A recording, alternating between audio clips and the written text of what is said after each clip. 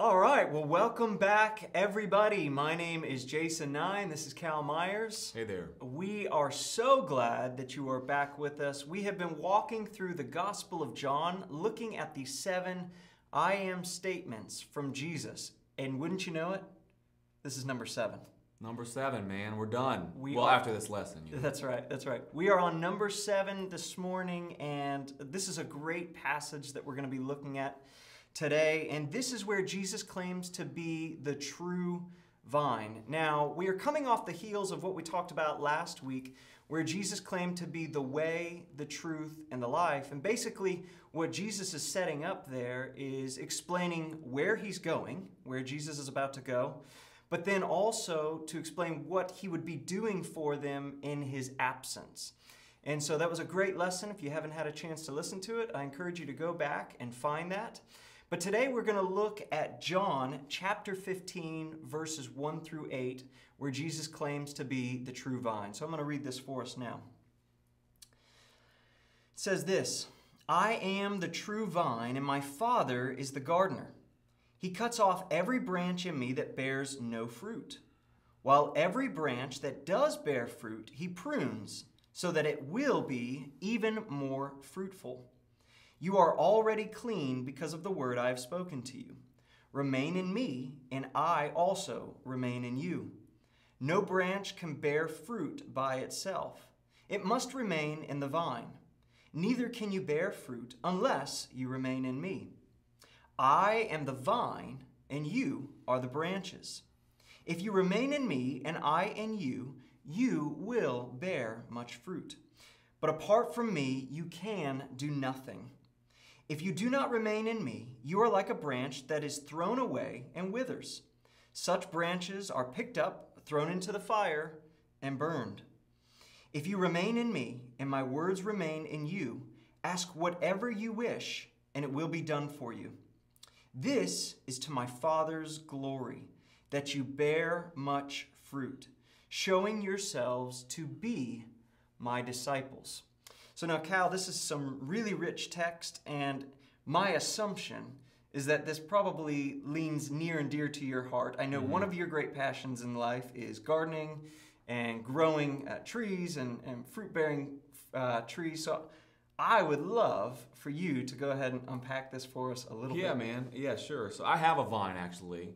And actually, grapes are one of the only things that I'm kind of having trouble. Well, no, I'll be honest. I have trouble with a lot of things. I kill a lot of plants. I just buy and grow a lot of plants. So I grow more healthy than the ones that I kill or have do poorly. But grapes have never really done well for me. I'm still learning. I'm trying to understand how they work. And you really only get one chance per year pruning and training, because you can prune off like the branches that produce fruit. And so better luck next year. That's right. Patience is a virtue of the gardener.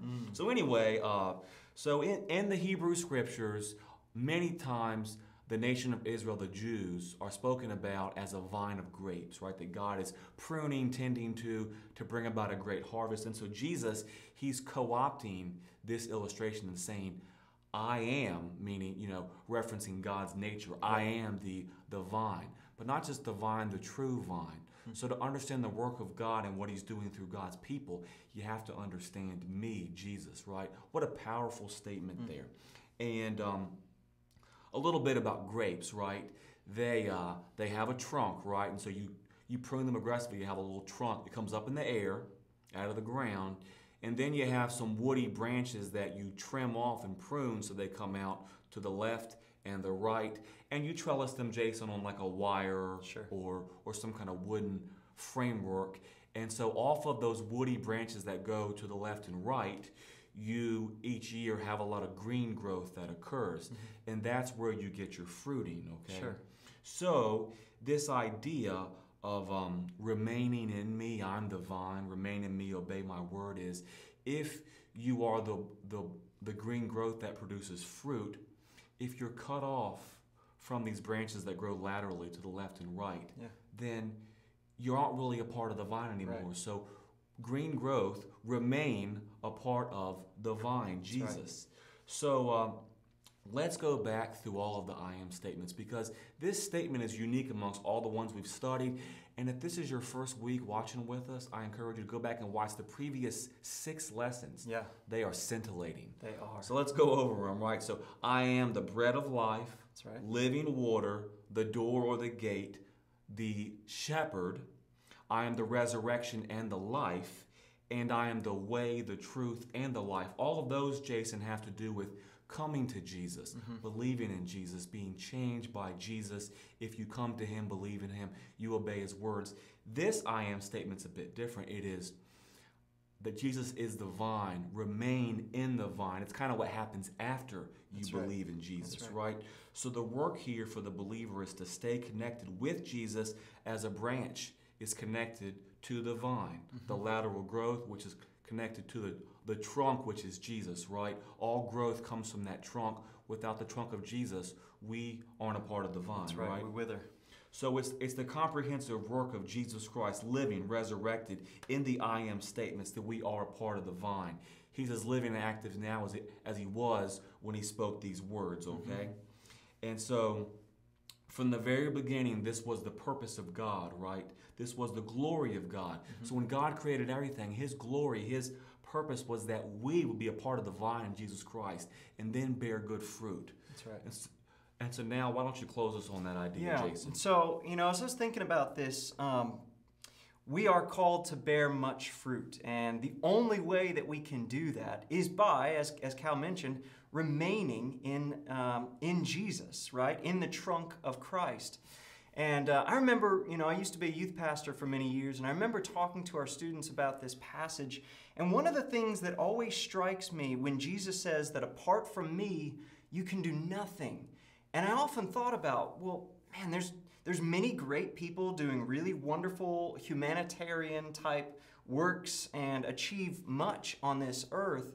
But really what Jesus is saying here is that if you're not in me, if the Spirit of God is not in you, you can do good things, but they're not impacting the kingdom, right? And so what we are called to do, and we see this throughout Scripture, James talks about it, Paul talks about it throughout Corinthians, that you will know that you are Jesus' disciple by the fruits that come out of your life, not because we can do anything good on our own. It's not like we can pull up our bootstraps and be good people. Yeah. It's because Jesus Christ has transformed our lives, and it is him and the Spirit of God that lives out in us, and that's what produces fruit. And so to keep it simple, it's Jesus plus nothing is everything, is salvation, right? My good works will never get me into heaven. Sure. It's Jesus who gets me into heaven.